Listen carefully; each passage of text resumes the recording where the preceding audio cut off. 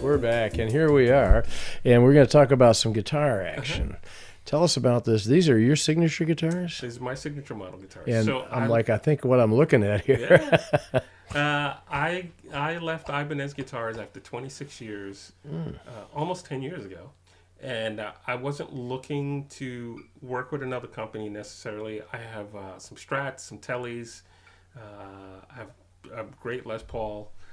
I got some other guitars that I only used in studio, primarily because I played the Ibanez live. But I love guitar factories. I love seeing the guitars being made and stuff. Yeah. I've been to a bunch of them. And I, with Don Avery, a Native American artist that I work with, I usually go to Maryland and DC every year. And I spend a month there and working on projects with her and doing a show. And I remember Paul Reed Smith was there. So I reached out to a friend of mine who's a Paul Reed Smith artist.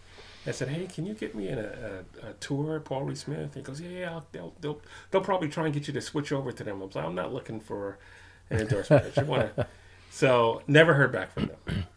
Not at all. Yeah, He it's not was a business. surprised. He tried calling them, stuff like that, and I was like, "Oh, that bums." And that's a bummer. I wanted to go see it.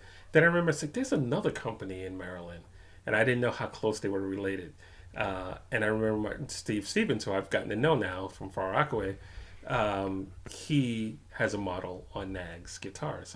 I write to Steve. He writes Joe Nags, who's a master builder, who created the private stock program at PRS. Oh. So the whole Nags, the original Nags department, is the private stock department from PRS. So they made all the super high-end guitars, made in America, made right there. So it was like a boutique company inside a boutique company. Well, when I first saw the picture of the guitar, I looked at the shaping of the body and stuff, and I said, that's kind of reminiscent of PRS. Yeah. Joe designed the Starla, the Vela, the Mira, and the Archtop series for PRS. Oh, okay. And so I went there, and Joe, we had a great time talking. And he said, you should play some guitars. So I played every guitar that was finished carefully, trying not to scratch them because they were expensive. Yeah. And it was the first time that I played a bunch of different lines, like their archtops and their just different guitars, and go, this isn't my thing, but it could be. You know what I mean? It's like you're playing, like, this could be my thing. This could be my, and at the end of it, he goes, what would it take to get you to play one of my guitars? I'm like, what would it take? What do you mean? He goes, well, I can't pay you. And I'm like, Joe, no one pays me to play their guitars. Not unless I have a model with my name on it, Right. And he goes, well, I'd like to build your guitar. I'm like, oh, thank you very much. When a master builder says they want to build your guitar, you just go, thank you very much. Oh, yeah. I appreciate that. Yeah. So he built the first guitar you showed. Yeah. And he goes, you want anything different about it? And we talked about some stuff, and I said, hey, can you put my logo on it, which is me? Yeah, right. The little thing in it. Some people think it's a fish or a plane.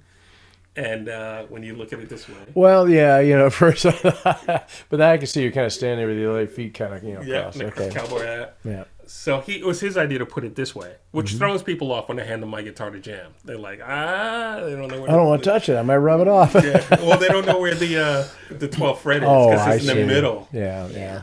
And so they made it, and it was really cool, and it's a great guitar.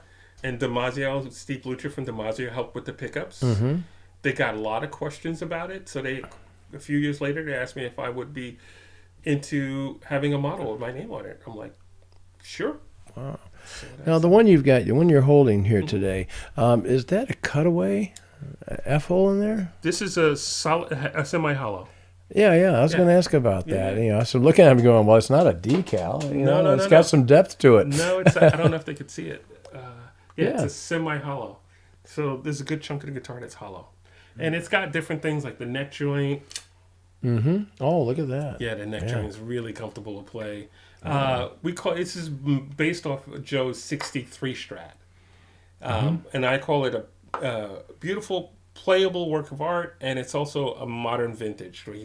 So if there's things about it that feel like a vintage Strat, but there are things that, like, you can't play this note on a vintage Strat usually. Yeah, it just doesn't work. Yeah. This plays super clear. There's certain things about it that are just that, like, if we could take a Strat and fix some of the things that leave some of the quirkiness and fix some of the things that don't work, and then instead of, like, most Strats have 2 screws or 6 screws holding 2 pins or 6 screws holding the tremolo on, and that's the point of contact for sustain. So it's the 6 screws or the 2 screws this way, and then the springs in the back for the tremolo. Right. But a Telly has a different vibe because Telly has that plate. Yeah, and the ashtray. The ashtray. And then people start realizing you screw the plate down and it helps to sustain. Because before it wasn't screwed down. So that's what this is all about. Okay, it's getting that Telly sound. Okay, it's the Telly thing. And so there's a bar that goes through that holds the tremolo on. So this helps us transfer sustain back into the body, or sustain from the strings and through the Okay. Wow, thanks for telling us that. Yeah. That's cool. There's little things like that are like, all right, this is cool. Yeah. Now, how does the semi-hollow body, how does that affect it? How does it help it? It has a slightly bit more rounder tone to it. So there are little things about this guitar that really stand out to me. When I first started playing, when I was at the factory and I was just playing guitars, he makes a humbucker version of this without this plate. And so I was noticing that every time I played one that had the plate, there was a little ping to it, a little bit of extra something to it, characteristic to it. And then I played a humbucker one, which I was mostly used to humbucker guitars, and it didn't have that. So when he said what I want him to make, I said this, but put the plate in it, I'll sort out the single coil, because I could play single coil guitars, true single coil guitars, on all the sideman gigs I do, but my particular records, I need a humbucker in the bridge. So he made me this, and then I talked to Steve Blucher, and we dropped this Satch track pickup in there. Well, I was going to ask, it's a humbucker. It's a lipstick humbucker, sideways or whatever. Squeezed, I call it squeezed. Squeezed. Okay, Squeezed I've always heard the term lipstick. Lipstick, yeah. Well, usually those are like the silver things. It's right. But I don't know. I figured it's either that or a lace sensor, one of the two. I know, but okay, very cool. And it's got the Strat shape, it fits nice to your body. Yes. For your arm and everything. Again with so you got the belly cut thing here, and then your other arm. little things. There's a curve here that comes in and out here, so it just feels really comfortable. Yeah. You're more than welcome to check it out if you want. Well, I will in a bit, but that is what's a musician's guitar? It's fun. It's really fun. It's made for you to play. It's a working instrument. It is. Working piece of art. A lot of times people look at my because Nags. Some people collect them because they're just beautiful guitar. If you go to the Nags website, you just gotta go. Now this one right here is that guitar. Well, a different coloration. Just a different color, and it's got this line here is called. He does the perfing, so it looks like it's almost 2 guitars, but it has that line there. That's the first semi-hollow I had. Well, you got some more electronics going on here. That's a guitar synth and a piezo. Oh. So that has a 13-pin out on it, as well as a piezo pickups. It's got the graphite saddles. Wow. You can do some stuff with it. Yes. That guitar is beautiful. People always look at the guitar. And to be vain, the color of that guitar is because of this necklace. Oh, is that right? Yes. Oh, very cool. I was like, I want to know what I want with this color. Yeah, okay. Nice. Once again, very similar. So that was because I was going to Europe a lot, and for a minute there, it was troublesome to bring rosewood in and out of the country. Oh, okay, yeah. They eased up on it a little bit. And it's all due to the furniture industry, not the guitar industry. But the guitar industry gets hit harder because people aren't flying into America with or into Europe with couches. Yeah. But a guitar, they might. Yeah. So if you have a vintage guitar, you have to be able. I believe you have to be able to prove if it's Brazilian rosewood or you have to be able to prove when it was made. Which most people will have a guitar from the 50s. Yeah. Can't prove where it's other than looking up the serial number. So that has a maple fretboard. Yeah, I was digging the black inset on the maple board. Very nice. And I wanted the jumps fretboard. out. Yeah, I wanted the fretboard to match the pickguard. So the pickguard is Koa, right? I think it's Koa, I think it's Koa. Koa, is that a Hawaiian wood? Yes. Okay. I think it's Koa. And then and I had them tone it the same color as the pickguard. Wow. I think it's a classic guitar. So you're somewhat of an artist too. No, I just like being able to make those selections. Now here we go with the country. Yeah, so that's a full hollow body, and that's a big guitar. That's like a 330, 335. Oh, really? Size guitar. Yeah. Oh, wow. Okay. That was actually so. While Joe was making me the first one, my model, I had that one on a tour with a band called Southern Fried Funk that I played in and produced. Well, they sound like fun. It was fun. It was a fun band out of Alabama. Okay. And that is their new. I haven't used this one live that much. Just smacks you of an SG Junior. Absolutely. Or Les Paul Junior. Yeah, right. I actually have a 63 reissue SG Junior with a P90. It's the second. Those were cool guitars. Well, it's weird. I've never was into SGs, and I that's my first guitar with P90s. P90s always scared me. Don't know why. I was in New York City with my friend Dave, who passed away a few years ago, and he's a guitar collector. And he's knowledgeable about guitars. He could look at your guitar and tell you what year it was made. And I'm like, how do you know this stuff? Yeah, without the serial number. Well, and because the number of bolts on the front. Yes, exactly. How many screws here, and, right. and how the paint was worn, and okay. Dave Nesdall, he was great. So we're in a Sam Mash store, and one of the salespeople recognized me, so we were talking about stuff. And Dave walks up and hands me this SG Junior with one P90. He goes, "Play this." I'm like, "I don't play SGs." He goes, "No, play it." I said, "Dave, I have no desire to play an SG because you really need to play this guitar." So I sit down, I play it. It's magic. It's great. It's ringing. It's everything.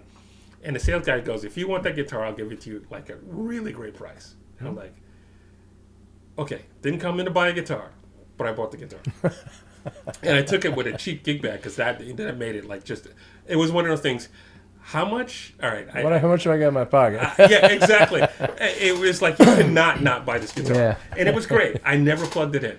I'm making the Southern Fried Funk record, and I always have a telly. There's a telly when you're producing and recording. There's a telly will fit anywhere on any record. Right. So there's always a telly when I'm producing right by me. So I had the telly on the stand, and I had that guitar on a stand that I would pick up occasionally, but never plugged it in because I was terrified of P90s. It's going to feed back even if I'm whispering. I don't know. Yeah. And I said, let me see what this P90, this SG Junior sounds like. I was going to play a rhythm part, and I was like, oh, this thing sustains forever. So let me do the solo. I went to the solo, and for a while I did the solos on most of the songs for different records with that guitar. Really? Still had to go back to the telly for the rhythm parts and stuff like that. Yeah.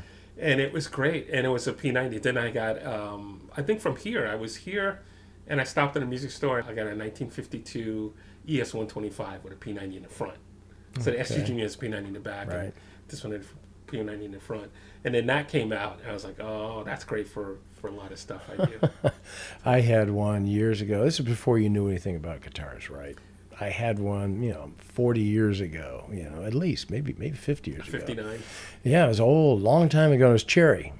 And we sanded it down and painted it like Corvette blue or something. It's like, God, if my kid did that, I'd kill him. That's what I did to that Strat.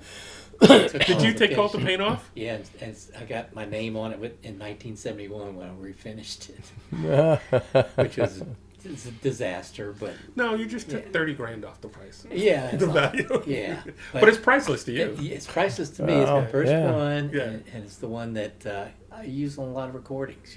That's it great. still sounds really nice. Absolutely. Even those P90s, when you go into the computer, it's not as much feedback with an amp. Oh, yeah.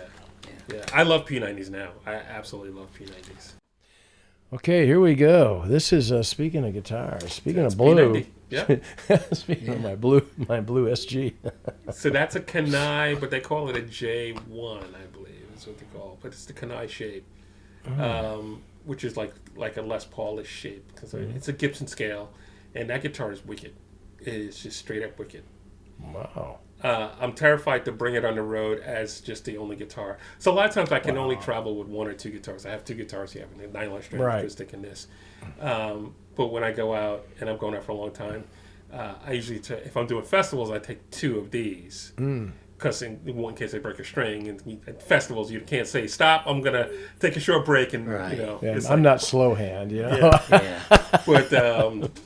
But when I can take more, I'll take that guitar and use it for some song. Because it doesn't work for every song that I do, but it works for a lot. It's great. It's really great. Now this guy looks, I don't know, it's beautiful wood and everything, but well, the Strats came out with the sunburst stuff. It just everything always just takes my mind back to the sunburst. Sure. That is the last guitar that Ibanez Custom Shop made for me. That is And, wicked, the wood. Yeah, no, it's great. At the time, they do now make 22 fret. I don't know if you noticed, I like 22 fret guitars, not 24, because it moves the front pickup. And so Ibanez at the time wasn't making many 22 fret. I think the Andy Timmons model was the only 22 fret model guitar they made. And I had been playing the Blazer, which I think you have a picture of. And that was a throwback to their 80s guitar, Blazer headstock. But it was 22 fret. It was very much a super Strat. And then when I asked them to make me another guitar, they said, well, we can't make it with the old headstock, but we can make it as an RG. So the Blazers that I was playing were more round, like a Strat. Well, this is mind blowing, the color in it. Now this almost I thought was the same guitar, but if you look at it very closely, So that's the round. Yeah. That's a super Strat they had, and the headstock is the old '80s headstock that they had. Yeah. Same pickups, DiMaggio 36th anniversary pickups. they looked so similar at first. I said, John, did you give me two of the same thing? I said, no, they are ever so different. And now okay, obviously they're different. And this is the one you talked about, the acoustic. Yeah, that's a Godin made in Canada, and that's a grand concert. And I'm now switched to playing their multi-act Mundial guitars. It's more hollow, so that one's not hollow in the middle, but it's still pretty loud for a solid body acoustic guitar, nylon string. I love nylon. I have a hand issue, so I don't play. I limit my steel string playing, acoustic guitar playing. Oh yeah. To no more than a half hour, 45 minutes a day, and that's when I'm recording. Yeah. And I have some really cool acoustic guitars for recording, a lot of singer-songwriter stuff. But for nylon, I can play nylon all day long, and I play electric guitar all day long. Is this what Chet Atkins played for a while? Gibson made a version that looks a lot like that. Oh, is that what it is? But okay. that's heavy. That's heavy. It's great. They make an Epiphone version of that too now. Okay. But yeah, solid body, nylon string, great. I have the Taylor T5Z, which was kind of like in that genre. You know what I mean? It's guitar you can use for everything. Theoretically. But I played it for a while, and then I said, nah, there's just nothing like the real guitars. Sure.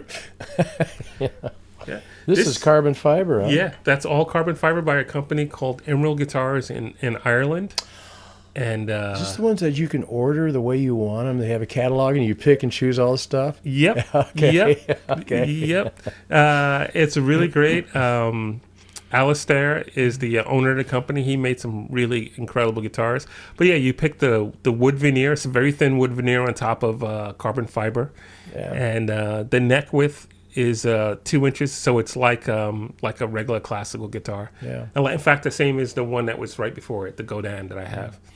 My brother sent me a picture on the phone one day. He goes, "Look at this guitar I just built," from the website. Oh, yeah. I'm looking at it, I go, "Well, that's pretty cool." I said, "But is it real?"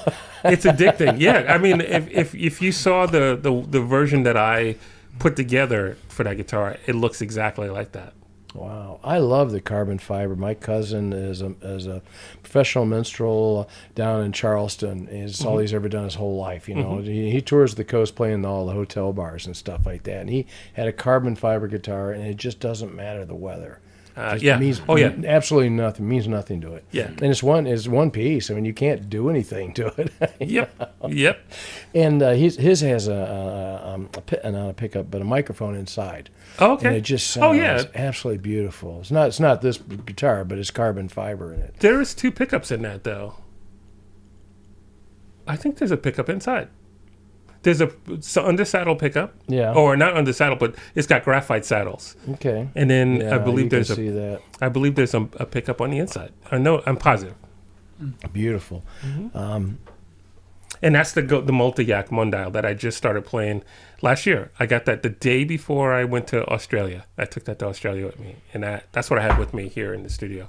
Excellent. It's great. Excellent. Now, here's the guitar we've been wondering about. That's not mine, though. That is Steve Vai's. Oh, okay. Because you got kind of a sneaky smile on your face there. It's like, what am I going to do with this? Yeah, I don't know what to do. Yeah, it's Steve plays that every night on the Inviolate tour. Inviolate tour. Jeez, And, everything you want. Yeah. Bass 6 and I don't know. And then there's harp strings. See the harp strings in the back? Oh, that's what this is. Yeah. Oh, I kept wondering what the heck that And it's got a synth pickup out, and it's crazy. Okay. it is crazy. Now, John put some of this stuff in here, and he wanted to ask you about it. He says you're a bit of a electronics whiz with all this stuff. I love technology to a degree. That's a fractal. That's what I was talking about with the gift of tone. Okay. So it has. It's probably one of the most advanced multi-effects units we've ever seen. Wow. Just a multi-effects unit. Then he'd throw 2,000 cabinet sims and cabinets and near 300 amplifier simulators. How do you keep from getting lost in that? Easily. I got a line 6, and I'm thinking, I like that sound. How in the hell do I get back to it? So the thing that I used to teach at the college was just because you have everything available, you don't have to use it. Right. So if you go into Guitar Center and says build a rig, you should still be able to build a rig within a short amount of time. Yeah. But you could conceivably sit there and go, I'm going to play every amp in here and every guitar and every pedal. Yeah. But so with modelers, I don't do anything I haven't done in the real world. Yeah, right. Because you know what you like. Exactly. So there are things that I can do easier than I could in the real world. Like I could switch from this sound to this sound really quick like that. So there's four amp channels in there. I have a 73 plexi head, 100 watt. That's way too loud to turn on anywhere. But back in the day, you turned it on and go, let me just get a little bit. Oh, it's on 7. It's going to. Oh, they don't have a master volume on it or anything? No. That's just always full throttle or not. Huh? There's no master volume. I actually like amps with no master volume. Oh. But they didn't have it. You'd have to have it modded back then to have a master volume.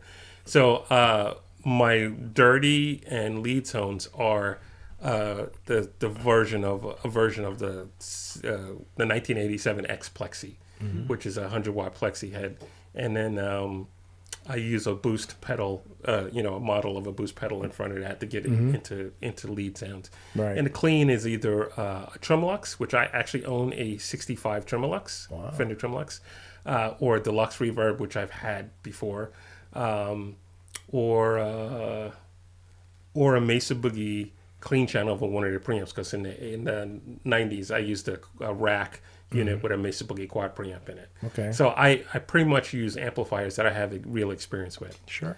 And effects, I'm an effects junkie, so I have experience with a lot of stuff. And anything that they put in new that I'm like, I don't know what that does. I'll experiment with that. Yeah. And go, yes, let me do that. What does this derive from? Where does this come from? Yeah. So I don't know. I wouldn't say that the X-Effects adds anything totally new. They're all something comes from something else. Right.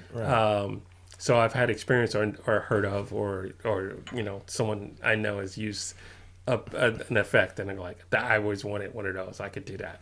So I don't really get lost. And the same thing in production is just like I used to tell my students to, you can go. I don't know how many hundreds of piano sounds. I have. Oh yeah. Terabytes of drums and stuff like that. Yeah. When you make your template, put one drum kit in it. Put a piano in it in the template already. As if you was like, what would you do if you only had one piano in your studio and one drum set? Maybe you had a couple of snare drums you can swap, but you can't just go, oh, not that drum set, not that drum. Just make it work. Yeah, right? wow. And then later on, because of technology, you could go back and change things here and there and stuff I'm like that. old school, you know. I tell Don has, like 10 pianos or some 20 pianos in his, keyboard thing. And I go, no, play the piano. Yeah, just start with that. Start with that. Yeah. And then I have a Les Paul that I use for rock rhythms that I'll start first. And then if I want to keep adding, I have some Nags guitars. I know would sound great for different things. Right. I have a couple of tellies, but the main telly I go to first. So I have a bunch of guitars. I'm not going to go through every guitar first to see. I'm just like, all right, this requires a telly part, and that's a telly I want. Yeah, well, you can hear it in your mind. So, right. Oh, it's that one. Now, here's another one that John threw in here. That's the bigger brother of the unit you just had. So that's the FM9. Yeah. A little bit more CPU power. Well, I always love a violin. Yeah. I love a violin. That was here in Tallahassee 2 years ago. Really? At the Word of South Festival. Oh, okay. And those people are playing jazz. Oh, yeah. Wow. Yeah. I'm sitting in trying to hang. Double bass. I'm sitting in trying to hang and jazz. Again, I just like having fun. As long as you understand that I'm not a jazz player, I'm not going to be playing fancy. I'm going to do what I do in the jazz and try and make it sound cool and stuff like that. Try to blend in. I mean, basic jazz is a derivative of blues, I mean, yes. So tell people, let's bring it back to center. Yes, we can all play together. I can do that. Now, there's a story behind why we have this next one. Oh, that was the guitar you liked. That's the making of that guitar. Oh, okay. Is this in the factory? Yep. Oh, okay.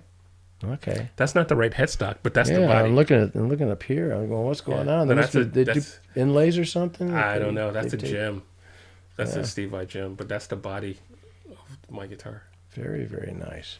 And I think there was one more related to that. That's it put together. Yeah. Man, it almost looks like the sand on the bottom when you're looking through really clear water, doesn't it? Yeah, ripples. Very much like it. Beautiful. And we've already talked about these gentlemen, but I'm going to bring them up because they're at the end. This is you once again. Yep, with the auto-tune guys. Pitch corrector, is that another word for it? Pitch corrector. Yep. Well, sometimes they're pretty good. When you go, I was a little flat on that one. It's just a matter of perspective, because if you listen to old records, you go, oh, we didn't need those in the 60s and stuff like that. But if you listen to some old records, there's sometimes with the vocals go a little off, especially by the end of the song. But it's still a great song. It felt great and stuff like that. And then somewhere along the line, we got used to those things being not drifting like, most music doesn't drift in time. Well, not in the studio, but in real life, it's like a serpent. But everybody moves together. That's the trick. Yeah, as long as everybody moves together, that's the key thing. Yeah. Well, as my old drummer used to say, he says, "I chase the bass." Are you kidding me? Yes, because I come from the era, we all do, come from the era where if the bass player sneezed, the drummer should sneeze. Yeah. The drummer sneezes, the bass player should sneeze. It's like, as long as they stay together, you can do anything over it. It's a grooving. It's like a freight train. Groove is happening. Everybody you can do anything over it. So where are you now in the world? Tallahassee. Where do you live now? What do you call home? I live in Alabama. Alabama. What part of Alabama? Opelika, near Auburn. Okay. Montgomery. Yeah. What took you there, man? My mom. Your mom. Yeah, the family is from Alabama, from Opelika, and they moved in the 50s. Had my generation in the 60s. Yeah. Started moving back. My grandma's generation started moving back, and then late 90s, my mom's generation moved back to take care of that generation, and then my generation moved after 2010. I got there late. Yeah, I was a bit late, but they got there. So Well, Yeah. good for you. That's a sign of honor. It's a noble thing to do. I get me all choked up now. That's what we do. That's why I'm in Tallahassee. I had to come take care of my dad. Yeah. Sold everything out in Miami and moved up here. That's why we're in this apartment here. Take care of my mom. Yes. Yeah, no, that's a sign of nobility. It's to a do different that. it's a different mindset. So we got to put our parents in a home. It's like we didn't, it's not normally what you do. Put them in a home. If I mean, there's difference if there's a medical need or whatever, but Yeah. but in Europe, people, the parents are there. I really enjoyed your performance you did with the slapstick, and we'll definitely put that on. Cool. Thank you. Also, we appreciate you coming in and informing us all this. I really like the idea because one of our things we want to do is talk to people about instruments. Mm-hmm. And you gave a good explanation about a lot of things about these instruments. Cool. And we appreciate you doing that. Well, we thank you, sir. Now I know who you are. Okay. And myself and everyone that watches this, I think, is going to know you as a person too, instead of just this magnificent guitarist on stage. They're going to say this is a real person here. Thank you. Thank you. I'm just trying to be the best me I can be. I like that.